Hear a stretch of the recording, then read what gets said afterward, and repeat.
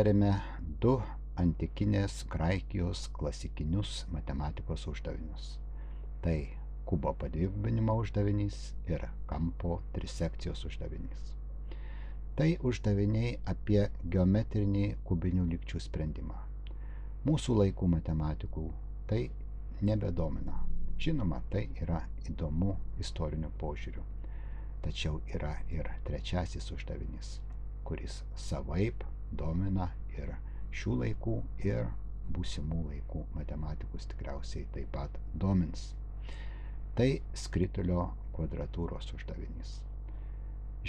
Žinome, kad antikinės Graikijos matematikai mokėjo vien skriestuvu ir liniuote nubraižyti kvadratą, kuris būtų lygiaplotis su duotuoju daugiakampiu. Natūraliai kyla klausimas, galbūt galima nubraižyti kvadratą, kuris būtų lygiaplotis su duotuoju skrituliu.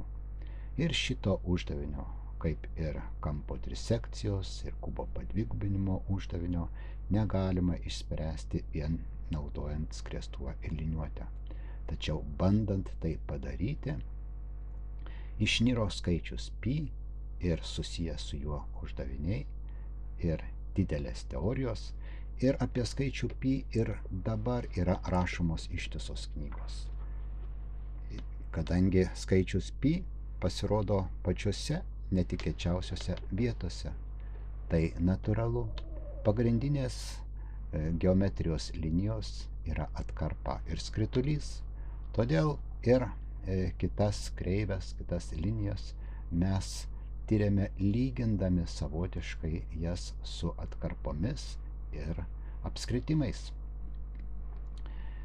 Pavyzdžiui, kreivę galime bandyti pakeisti laužtę sudarytą iš mažų grandžių, kokios nors kitos kreivės kreivumą galime lyginti su apskritimų kreivumu. Na ir lyginant tokias kreivės išnyra skaičius pi. Taigi šitas mano skiautinys yra skirtas skritulio kvadratūros uždaviniui, kaip jį suprato ir bandė išspręsti senieji matematikai, ir kas iš tų sprendimų išsirutuliojo, kokie požiūriai atsirado naujaisiais laikais. Senosios tautos, žinoma, irgi turėjo savo nuomonę, kaip reikia skaičiuoti apskritimo ilgį arba skritulio plotą. Pavyzdžiui, babiloniečiai manė, kad jeigu į apskritimą įbrėši taisyklingai šešiakampį, tai jo perimetras bus lygus 24/25 apskritimo ilgio. Žinome, kad įbrėžto į apskritimą taisyklingo šešiakampio perimetras yra lygus 6 spinduliams. Taigi, pagal babiloniečių prielaidą, tai būtų 24/25 apskritimo ilgio, arba apskritimo ilgis yra lygus 25 kart 6 dalinta iš 24 dauginta iš spindulio. Na, mes žinome, kad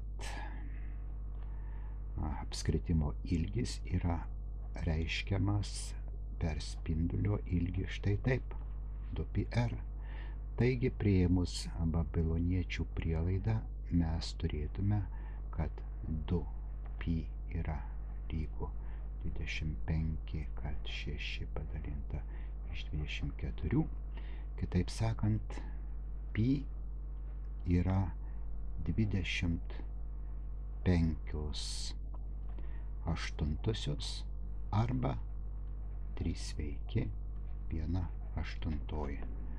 Štai tokią apytikslę pi reikšmę atitinka babiloniečių nuomonė, kad taisyklingo šešiakampio perimetras yra lygus 24/25 apie jį apibrėžto apskritimo ilgio. O štai ką apie skritulio plotą manė egiptiečiai. Jie manė, kad jeigu imsi skritulio skersmenį, sumažinsi jį 9 ir nubraižysi kvadratą, kurio kraštinė yra lygi skersmeniui sumažintam 9, tai tada tokio kvadrato plotas bus lygus skritulio plotui. Kadangi skritulio plotą mes galime reikšti per skersmenį štai šitaip, tai bus pi d kvadratu padalinta iš 4, tai sulyginę egiptiečių išraišką ir mūsų išraišką mes galime surasti, kokią apytikslę pi reikšmę atitinka egiptiečių prielaida 8 kvadratu padalinta iš 9 kvadratu ir iš čia suskaičiavę gautume, kad pi apytiksliai yra lygi 3,16, jeigu priimsime egiptiečių prielaidą. Na, tiems laikams visiškai neblogas tikslumas. Senovės Indijoje skritulio kvadratūros uždavinys rūpėjo altorių statytojams. Štai kokią skaitinę išraišką indai buvo sugalvoję skritulio kvadratūros uždaviniui spręsti. Jeigu skritulio skersmuo yra d, tai jie manė, kad kvadratas lygiaplotis su šituo skrituliu turi turėti kraštinę, kurios ilgis per skersmens ilgį išreiškiamas štai šitaip.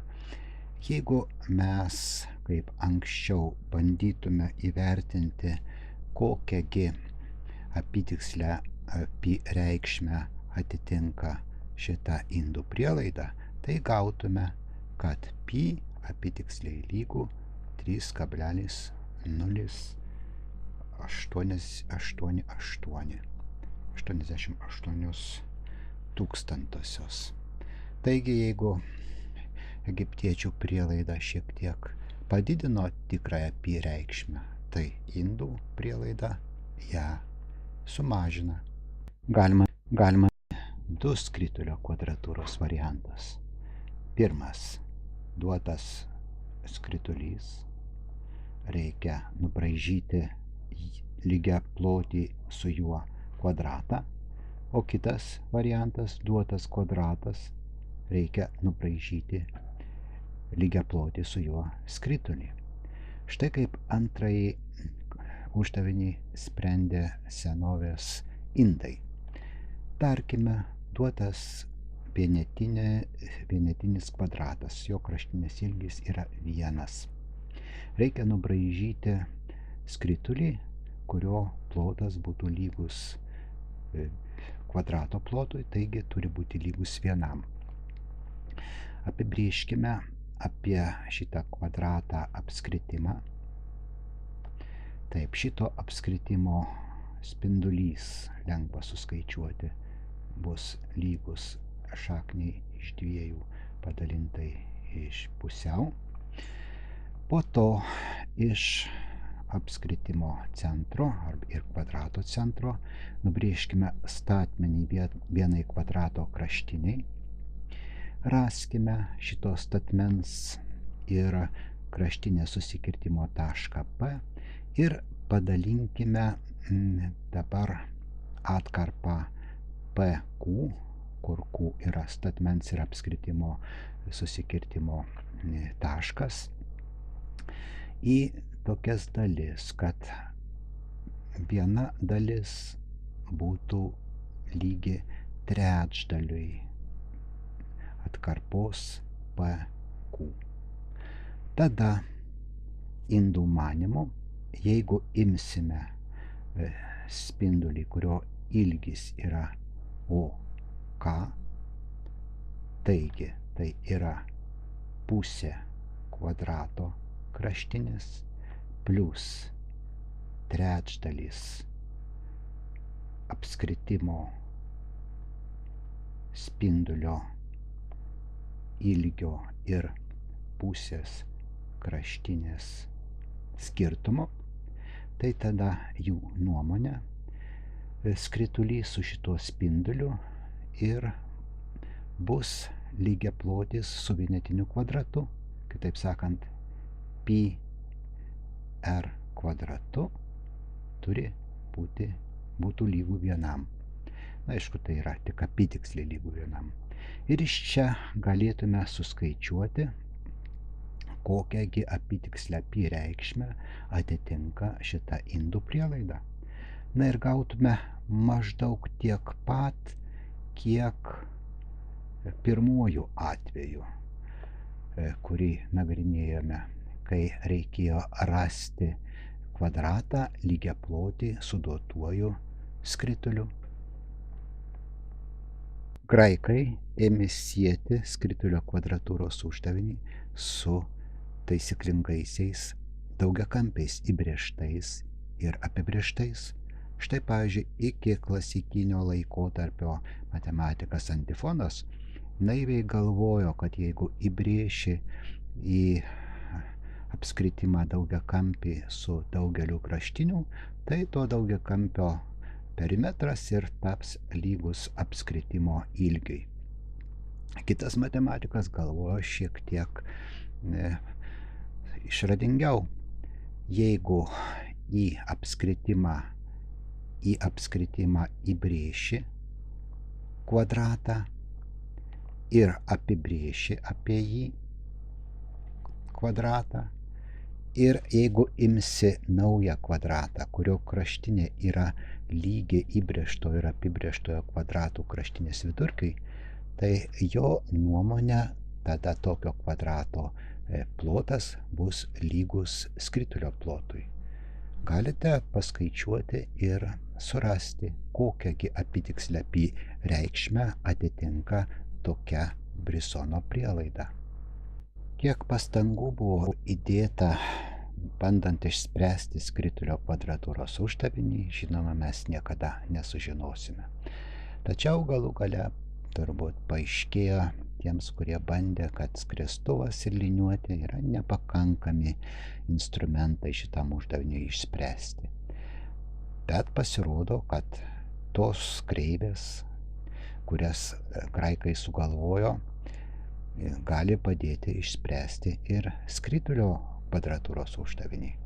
Viena iš tų kreivių Dinostrato kvadratrisė. Na, aš priminsiu pirmiausia, kaip jinai yra braižoma.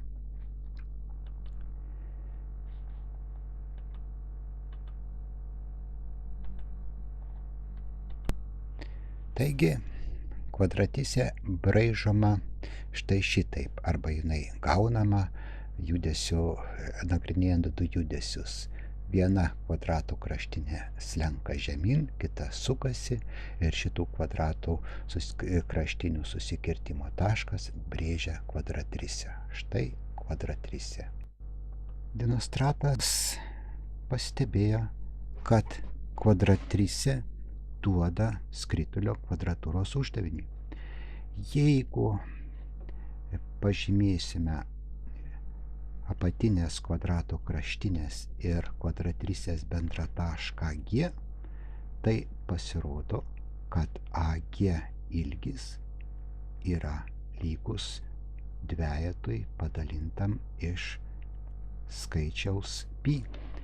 Žinoma, graikai šitą teiginį formulavo kitaip, tačiau šiaip ar taip, kaip kokia bebūtų formuluotė, šitas pastebėjimas leidžia išspręsti skritulio kvadratūros uždavinį, tai yra sukonstruoti atkarpą, kurios ilgis yra lygus pi. Panagrinėkime, kasgi čia slypi už šitos graikų įžvalgos. Šis teiginys buvo įrodytas griežtai graikams būdingų prieštaros būdu. Na, kad mums būtų lengviau, mes pasitelkime savo laiko sąvokas. Taip, įveskime koordinačių sistemą, vieną koordinačių ašį nukreipkime taip, kad joje būtų apatinė kvadrato kraštinė, kitą koordinačių ašį nukreipkime statmenai.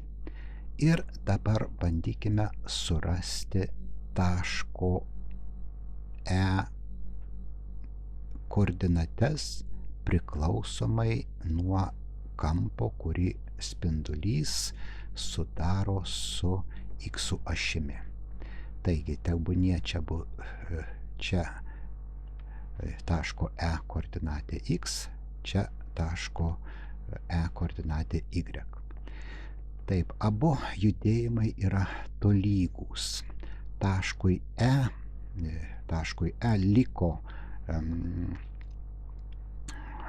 liko brėžti šitą direktrisės lanką, taigi horizontaliai kvadrato kraštiniai liko slinkti atstumą AB1, o visas atstumas AB, tarkime paprastumo dėliai, kvadrato kraštinė yra vienetinė.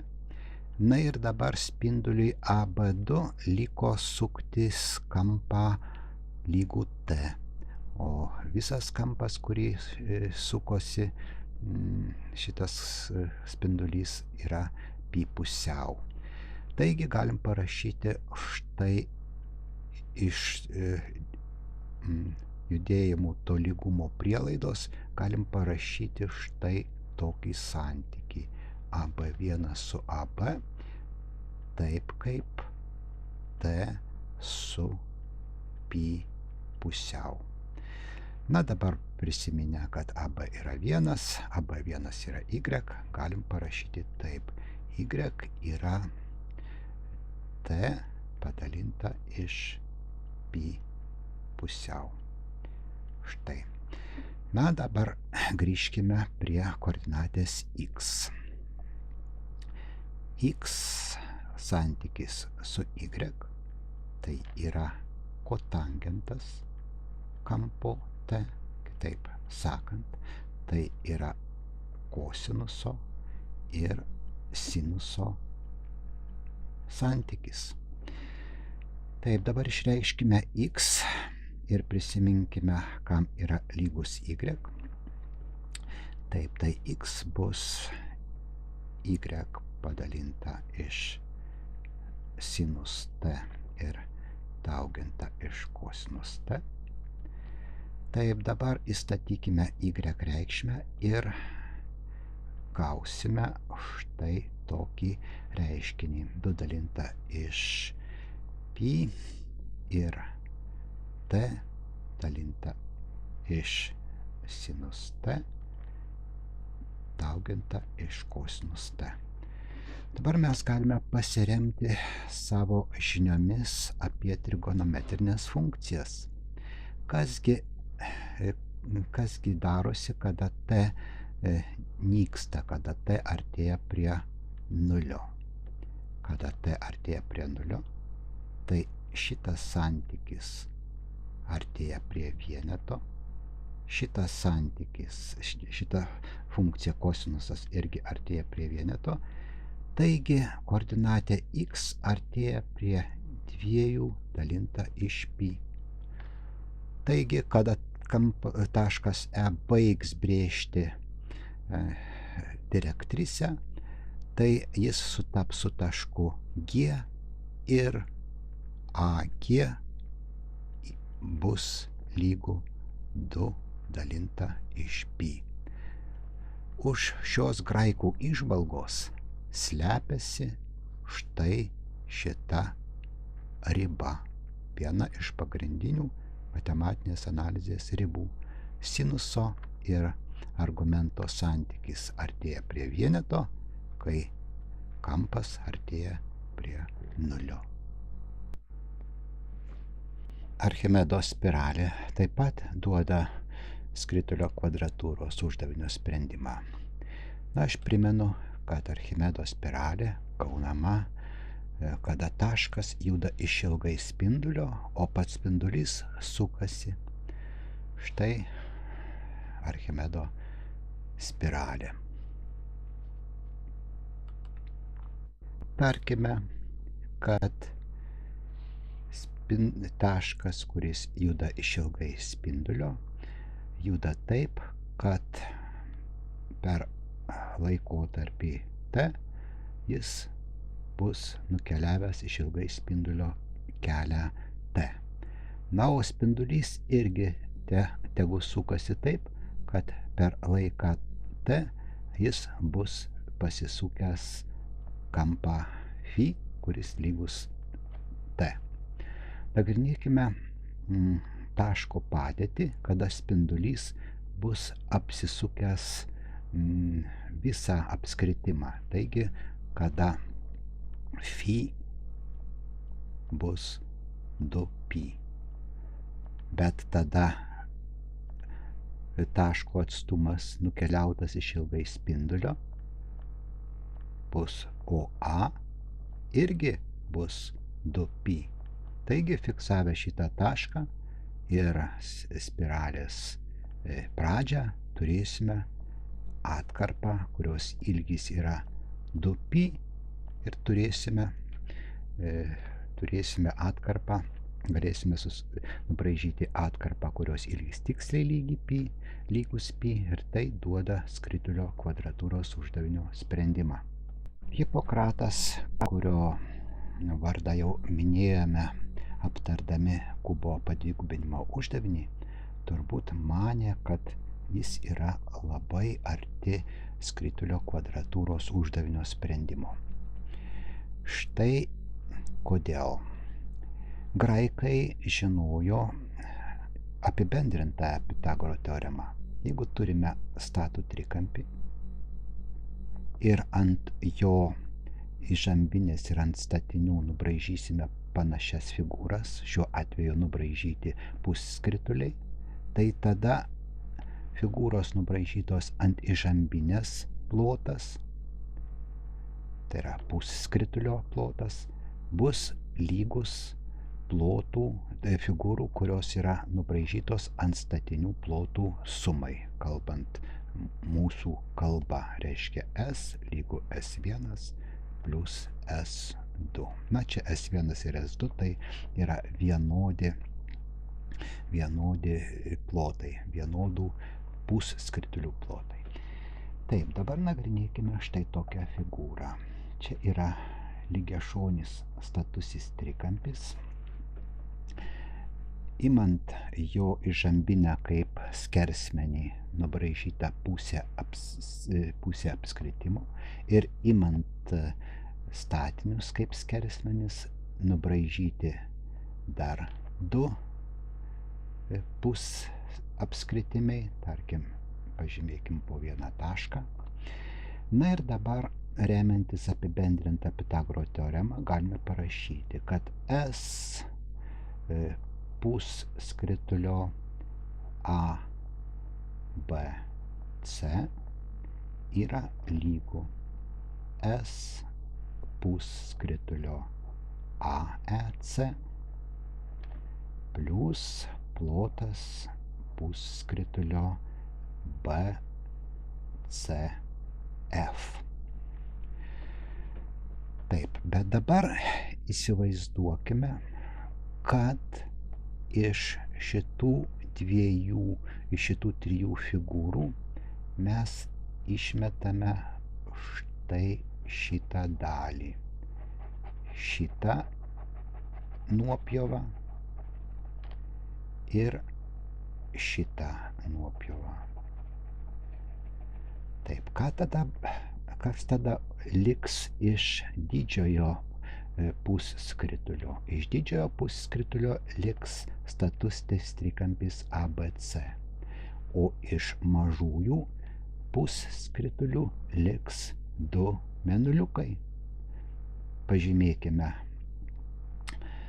tarkim, pirmąjį mėnuliuką, dar pažymėkime vieną tašką AEC H, o čia dar, tarkime, L, tada galėsime parašyti trikampio ABC plotas yra lygus mėnuliuko AECH plotui, AECH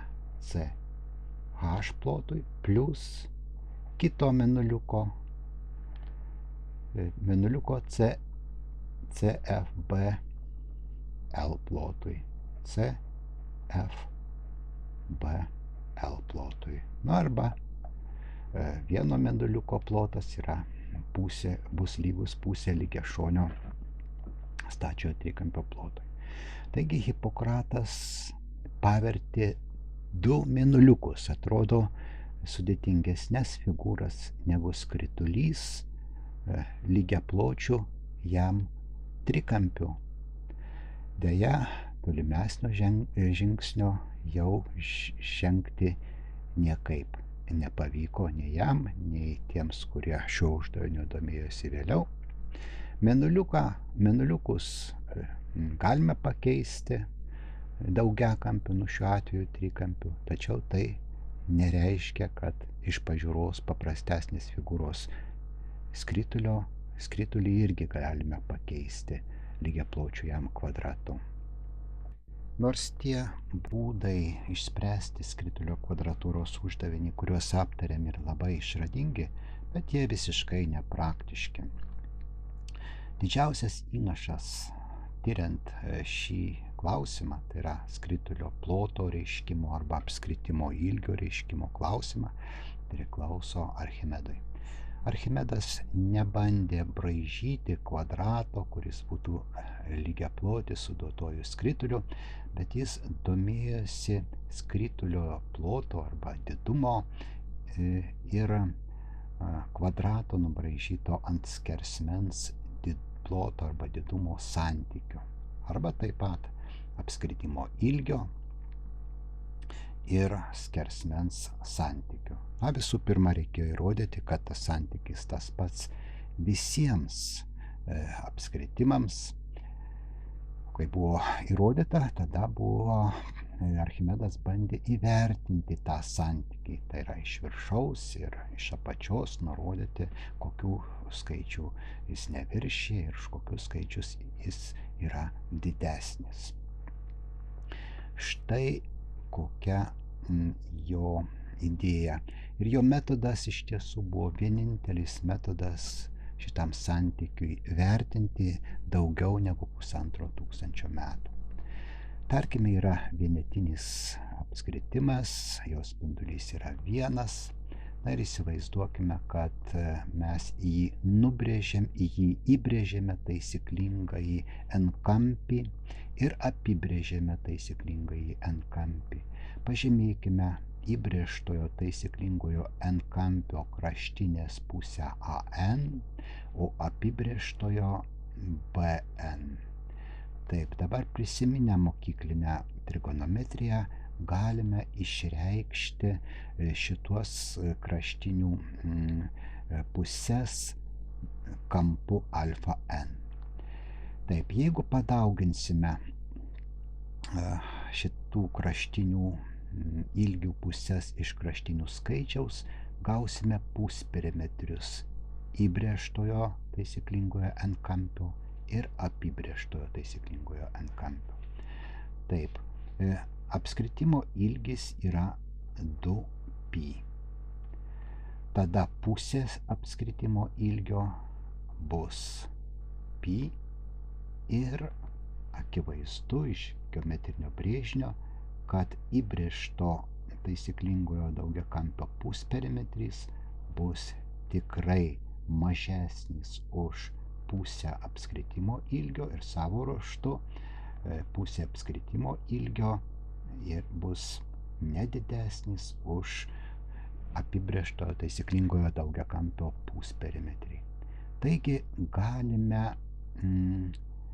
braižyti daugiakampius turinčius vis daugiau kraštinių. Na ir tada mes gausime vis tikslesnės nelygybės skaičiui π vertinti.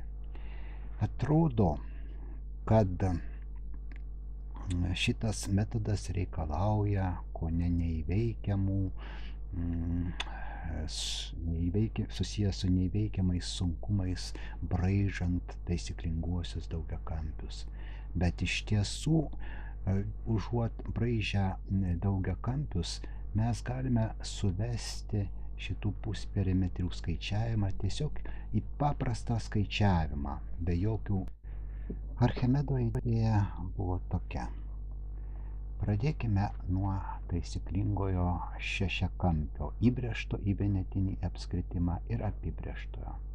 Taigi turėsime įbrėžtojo daugiakampio kraštinės pusė bus tiesiog 1/2, apibrėžtojo bus šaknis iš 3 dalinta iš 3 ir dabar mes gauname, kad pusperimetriai yra 3 ir apibrėžtojo daugiakampio pusperimetris 2 šaknis iš 3 ir gauname pirmąją nelygybę skaičiui pi. Pi telpa intervale nuo 3 iki 2 šaknų iš 3. Na, o dabar Archimedas dvigubina kraštinių skaičių, nagrinėja daugiakampius įbrėžtuosius ir apibrėžtuosius turinčius dvigubai daugiau kraštinių ir gauna vis tikslesnės nelygybės skaičiui pi. Kad gauti tikslesnės nelygybės, visiškai nereikia daryti naujų brėžinių, viską galima suvesti į skaičiavimus. Štai kaip tai vyksta. Tarkime, mes padvigubinome taisyklingojo daugiakampio kraštinių skaičių. Taigi dabar tos kraštinių pusės bus A2n ir B2n. Kada mes padvigubiname kraštinių skaičių, tai šitas kampas alfa n sumažėja per pusę, reiškia alfa 2n, tai bus alfa n pusiau. Dabar galime truputį paskaičiuoti. Taip, B2n tai bus tangentas alfa n pusiau. Pasinaudosime trigonometriją, tai yra naujųjų laikų kūrinys. Aišku, tai trigonometrija buvo neprieinama Archimedui, jis turėjo samprotauti savaip. Mums yra žymiai lengviau. Aš išreiškiau tangentą sinuso ir kosinuso santykiu. Dabar padauginsiu skaitiklį ir vardiklį iš dvigubo kosinuso. Taip, sinusas ir kosinusas. Taip, vardiklyje susidarys kosinuso kvadratas. Kosinus kvadratu alfa n pusiau. Dabar pasinaudosime mokyklinėmis formulėmis. Užrašysime skaitiklį tiesiog sinus alfa n. Vardiklyje, čia pusės kampo trigonometrinė formulė, bus 1 plus kosinus alfa n. Dabar padauginsiu skaitiklį ir vardiklį iš tangento alfa n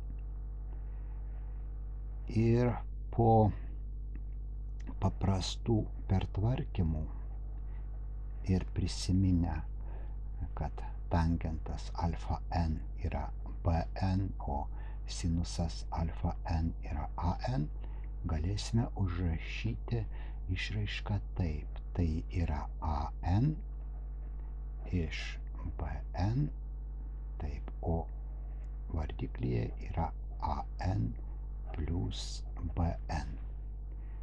Kokiagi nauda iš tokių mūsų formulių?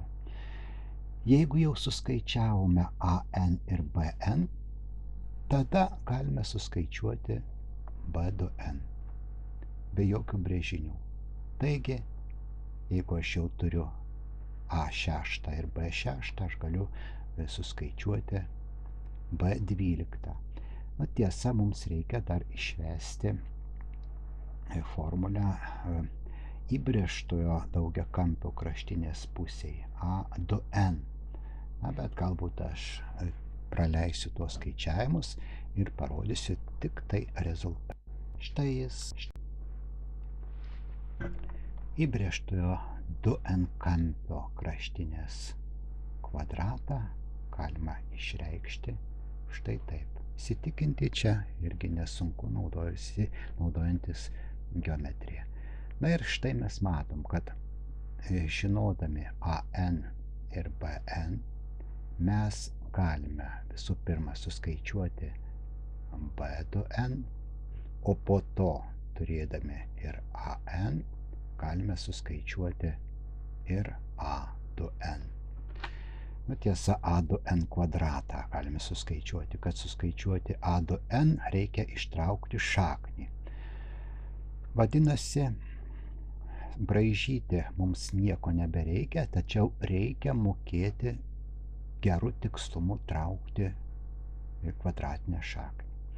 Na ir padauginę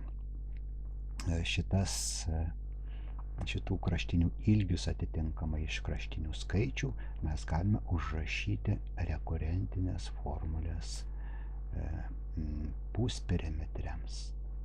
Taigi, pradėdami nuo taisyklingojo šešiakampio įbrėžtojo ir apibrėžtojo pusperimetrių, mes galime skaičiuoti įbrėžtojo ir apibrėžtojo taisyklingųjų 12 kampių ir taip toliau. Archimedas neturėjo jokių skaičiavimo prietaisų, tačiau jis buvo didis skaičiuotojas ir naudodamas šį metodą sudarė gana tikslų įvertį skaičiui pi. Štai jis gaunamas pasinaudojus taisyklingaisiais 96 kampiais. Taip labai elegantiška nelygybė. Ją dar bus lengviau įsiminti, jeigu aš dešinėje pusę perrašysiu štai šitaip. 10/70.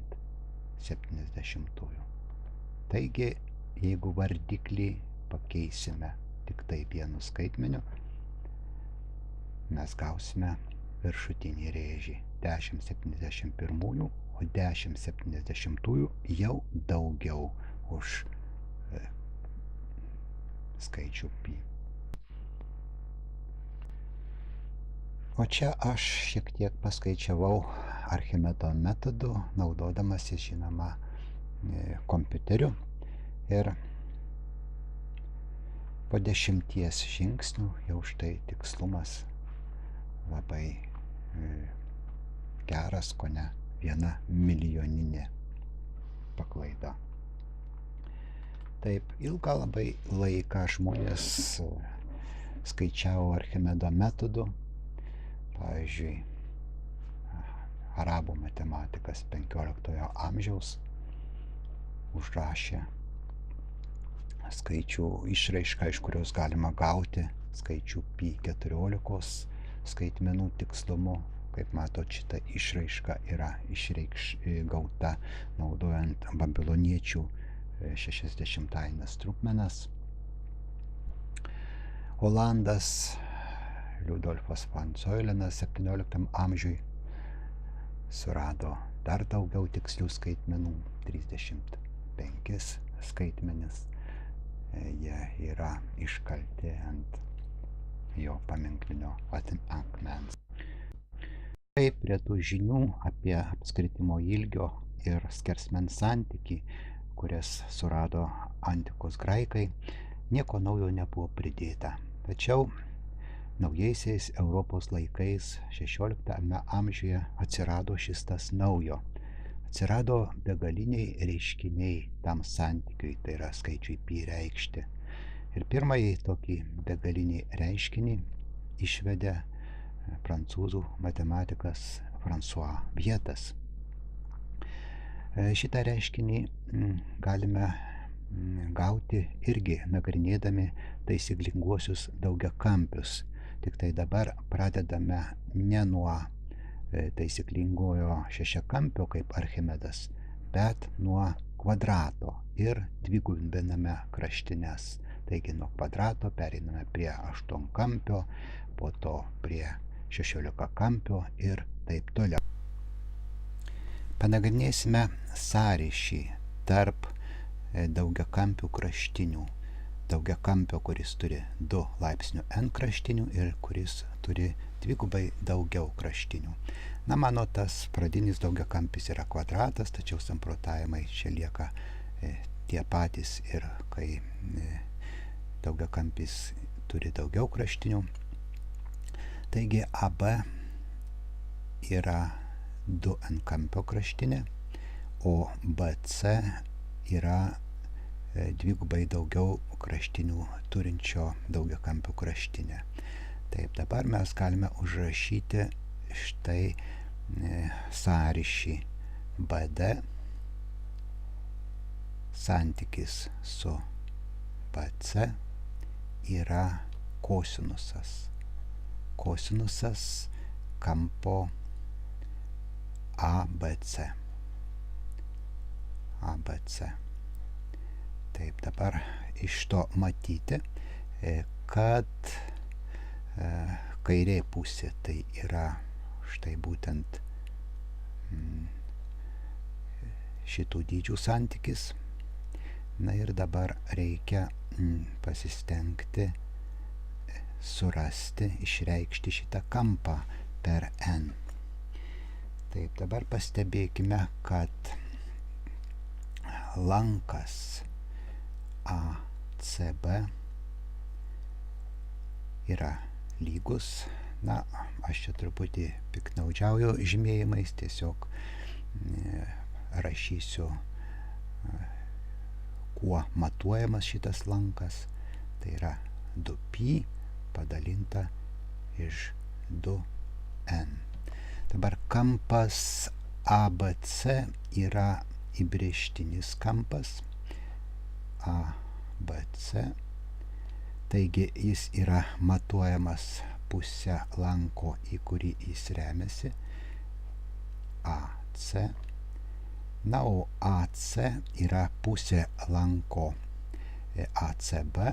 Taigi mes čia turime, kad kampas ABC arba jo matas yra 2π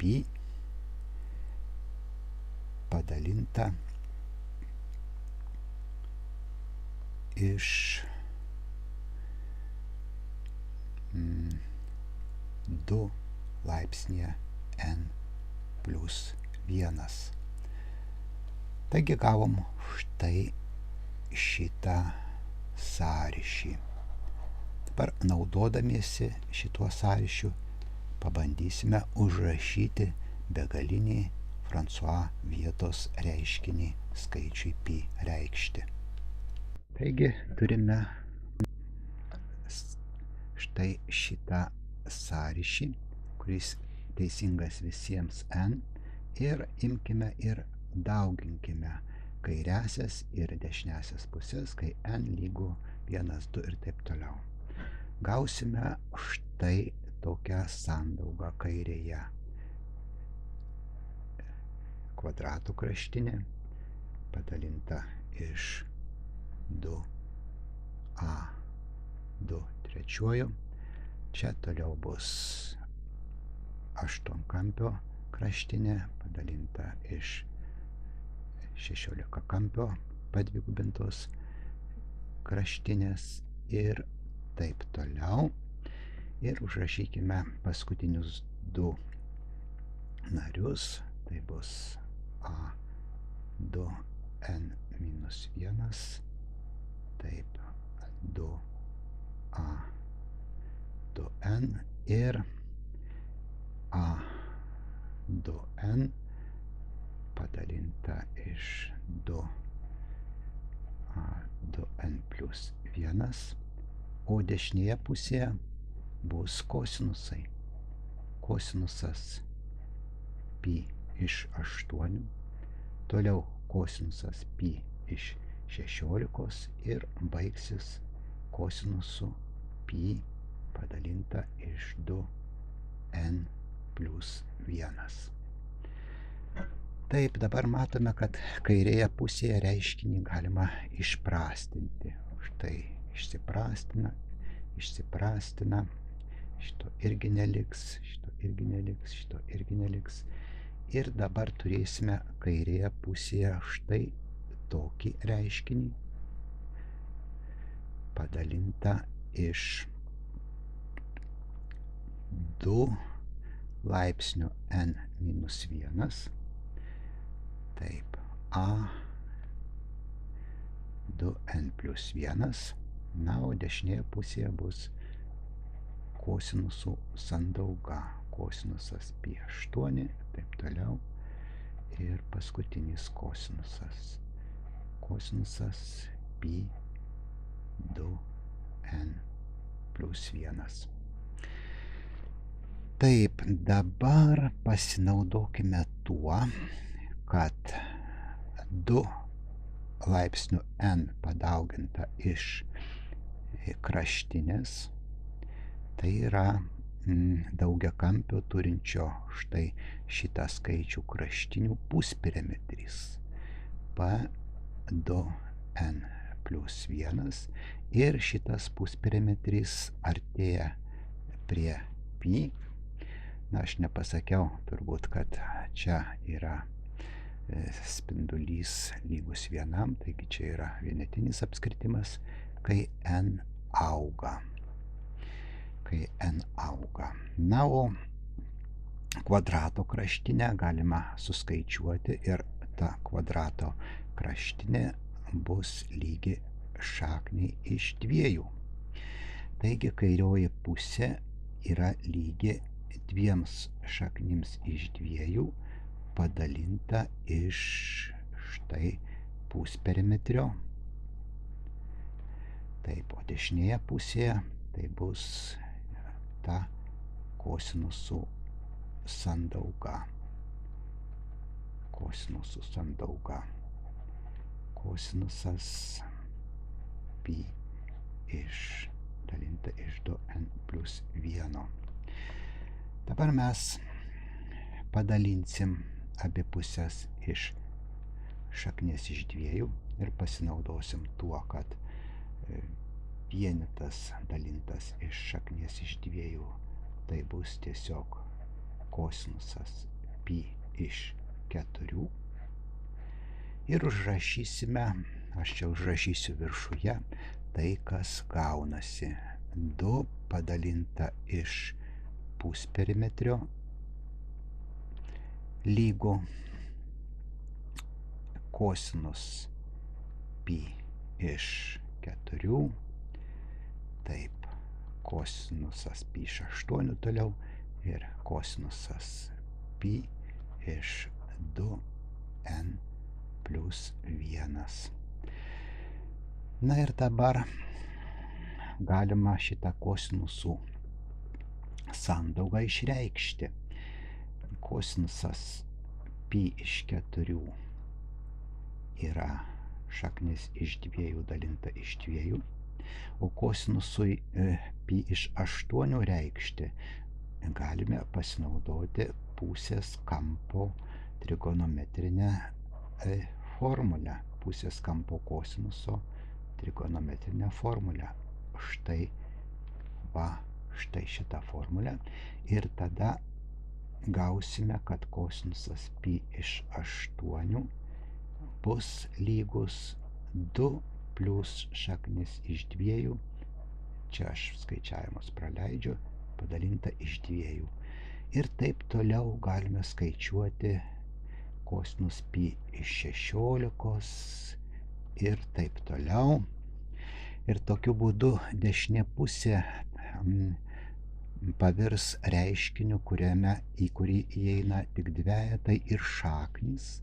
Na, o dešinė pusė, kai n auga, tai artės prie 2 laipsnių pi. Tokiu būdu gaunama François vietos sandauga, kurią aš dabar ir parodysiu. Štai ta sandauga. Tai turbūt pirmas begalinis reiškinys, kuris pasirodė matematikoje. Taigi, jeigu jūs mokote tiksliai traukti šaknį iš skaičių, tai tada galite skaičiuoti skaičių pi naudodamiesi šitą sandaugą. Na, tiesą sakant, labai praktinės reikšmės šita išraiška tikrai neturi, bet tai jau naujas reiškinys.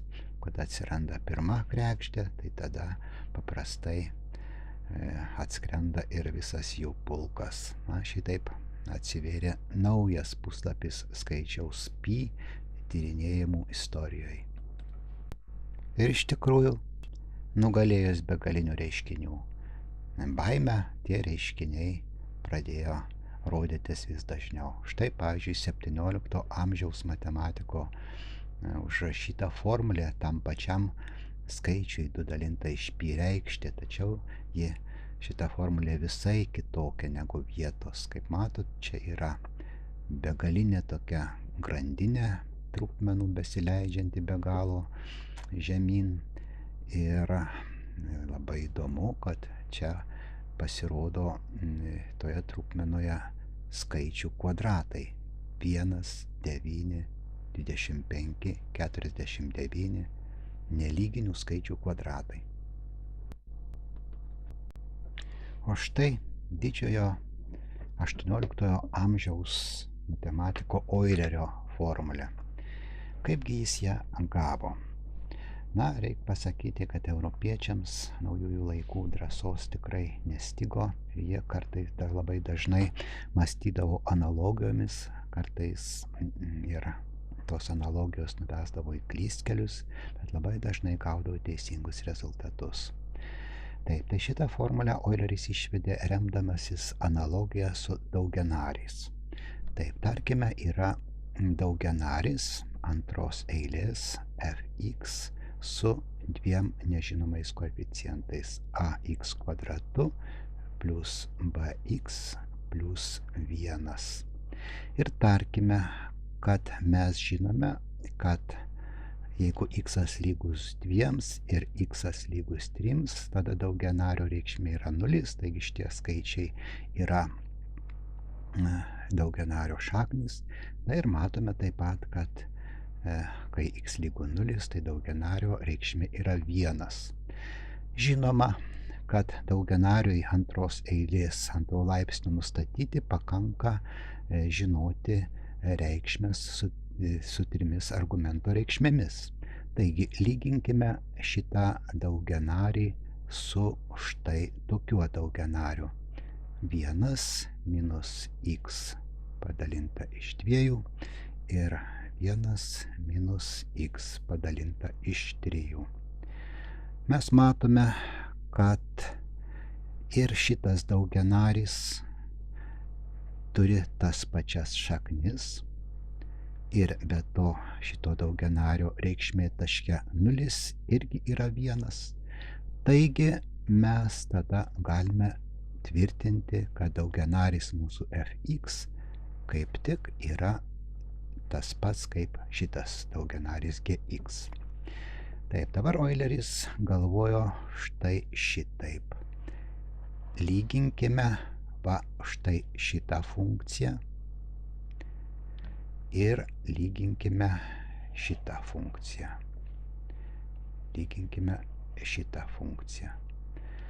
Na, funkcija gx tai yra, jeigu padaugintume, išskleistume, surinktume panašius narius, tai čia būtų begalinė eilutė, tai daugianaris su be galo daug dėmenų.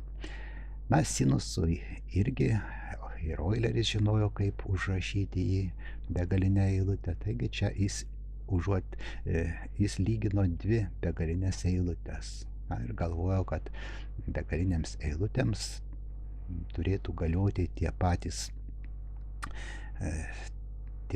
dėsniai kaip ir daugianariams. Taigi mes matome, kad kairė pusė ir dešinė pusė virsta 0, jeigu įstatysime vietoj x sveikas reikšmes. Plius minus 1, plus minus 2 ir taip toliau. Na, matome apie to, kad G taške 0 yra pi. Na, bet į funkcijai fx mes negalime tiesiogiai statyti x lygu 0, nes mes čia turime dalybą iš 0. Tačiau galime manyti, kad f taške 0 galima apibrėžti kaip ribą šito santykio fx, kai x artėja prie 0. Na ir šita riba, jeigu prisimenate šiek tiek mokyklos laikus, galima užrašyti šitą funkciją va štai šitaip. Na ir pasiremti tuo, kad santykis sinuso ir kampo artėja prie vieneto, kai x artėja prie 0. Tokiu būdu mes galime manyti, kad ir f taške 0 yra pi. Taigi Euleriui atrodė, kad to užtenka, kad galėtume parašyti lygybę. Na, tiesą sakant, tai ir yra teisinga. Euleris buvo dar jaunas matematikas, kai išvedė šitą formulę, ir naudodamasis šitą formulę jisai susumavo skaičius atvirkštinius kvadratams.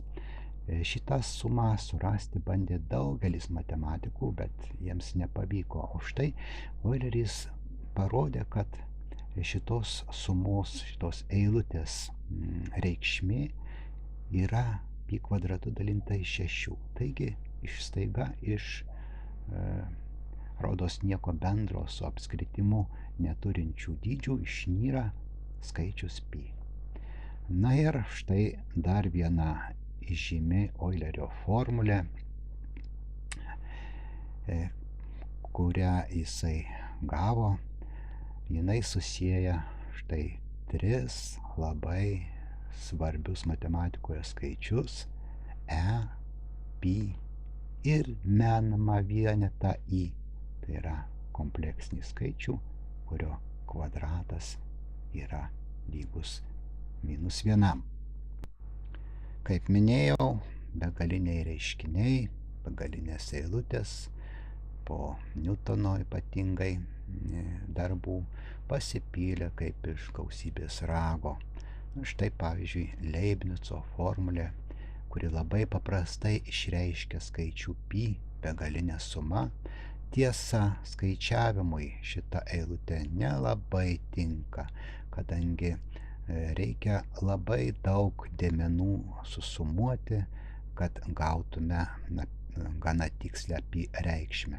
Tačiau tai viena iš daugelio eilučių ir kai kurios eilutės žymiai greičiau duoda apytikslės pi reikšmės. Matematikai sako, kad greičiau konverguoja. Štai dar viena formulė, kuria naudojantis galima gana greitai skaičiuoti apytikslės pi reikšmes. XIX amžiaus viduryje štai matematikas Shanksas apskaičiavo net 500 skaičiaus pi skaitmenų.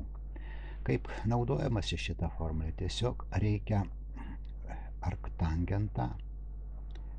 arktangento reikšmę pakeisti begalinę eilutę. Tos begalinės eilutės jau buvo žinomos. Na ir tada galima sumuoti tų begalinių eilučių narius ir gauti apytikslę pi reikšmę.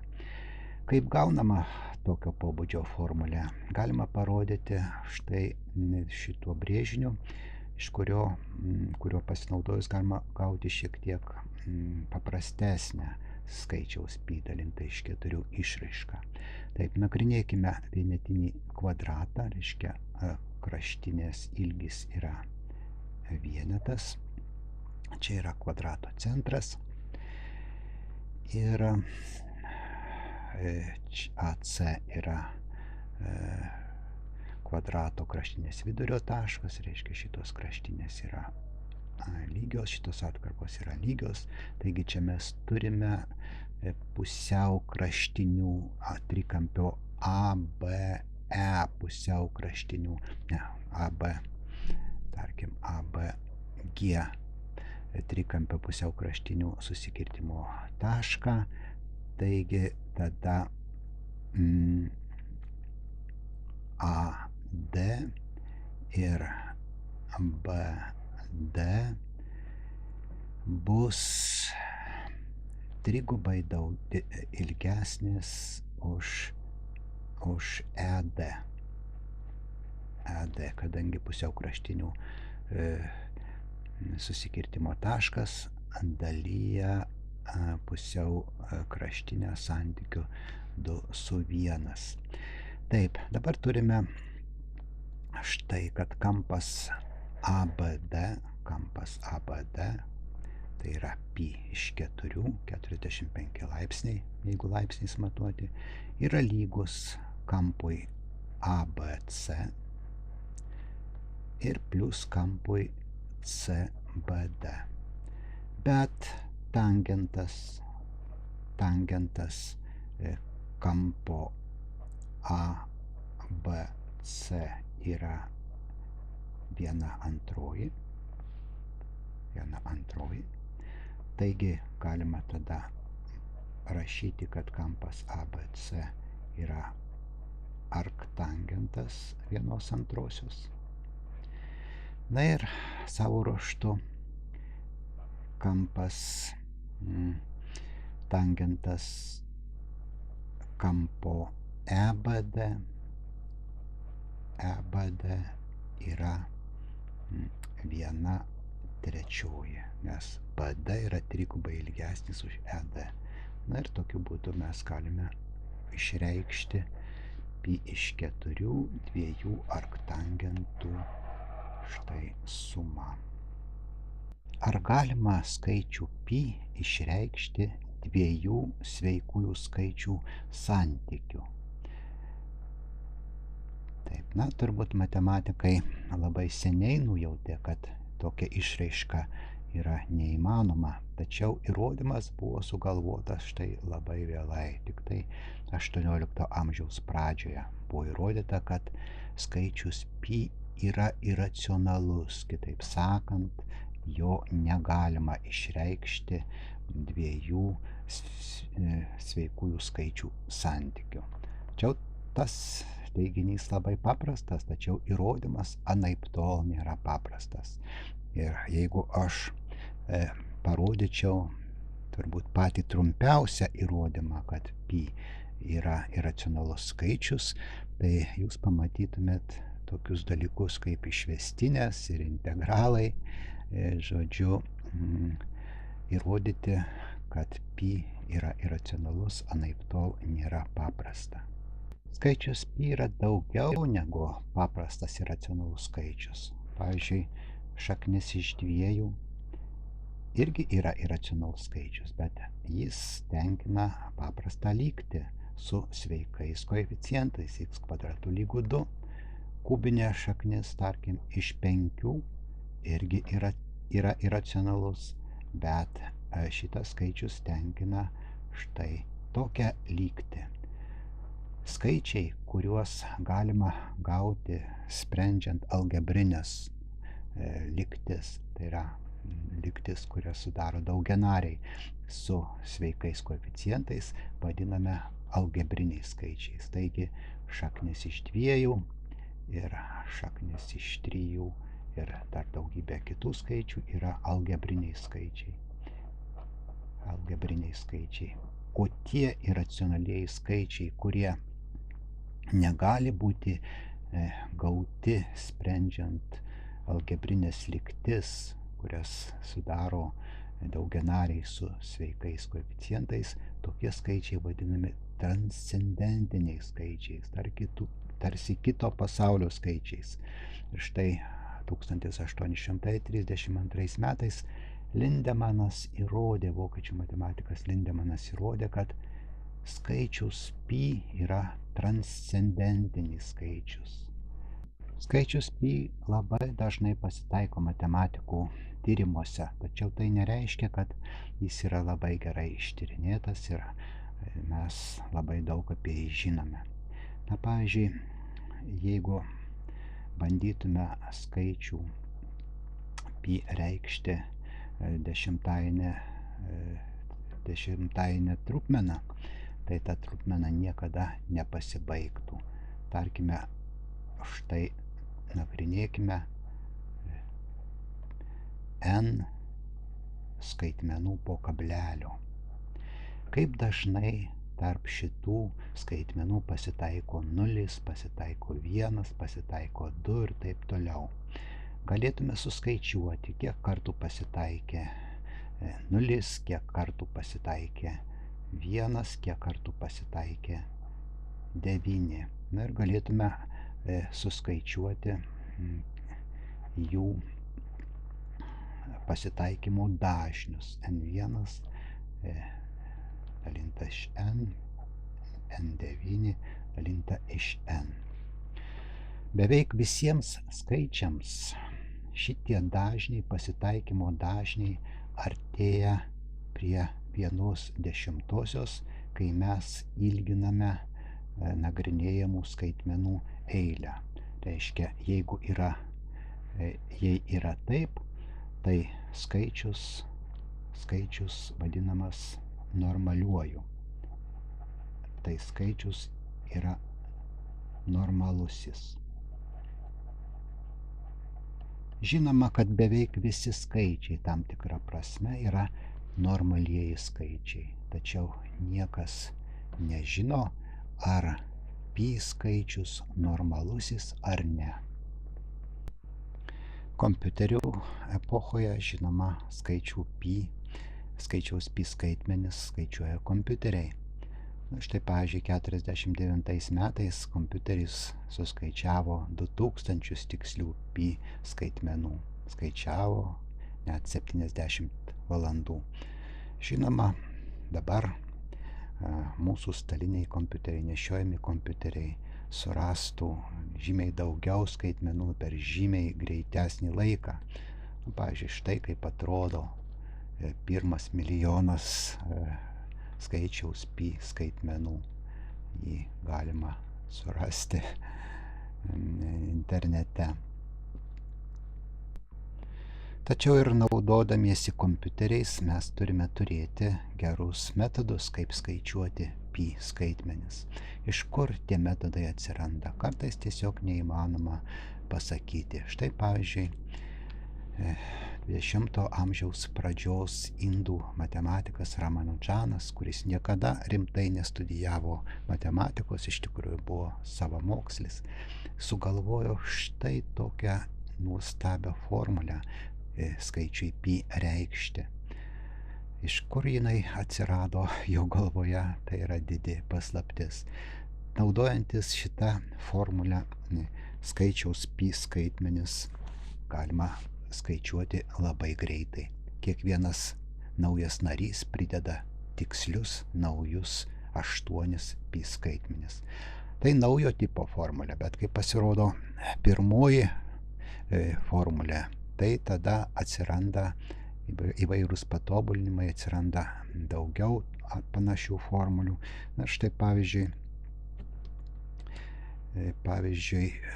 Čiudnovskių formulė yra dar sudėtingesnė ir jinai dar greičiau, ją naudojantis galima skaičiuoti pi skaitmenis. Na, tačiau žinoma, kada buvo sugalvota Ramanudžano formulė, tada išvesti kitas formulės buvo žymiai lengviau. Taigi štai kuo pavirto antikinės Graikijos skritulio kvadratūros uždavinys skaičiaus pi tyrinėjimais, taip sakant, istorija, kuri turbūt neturi pabaigos.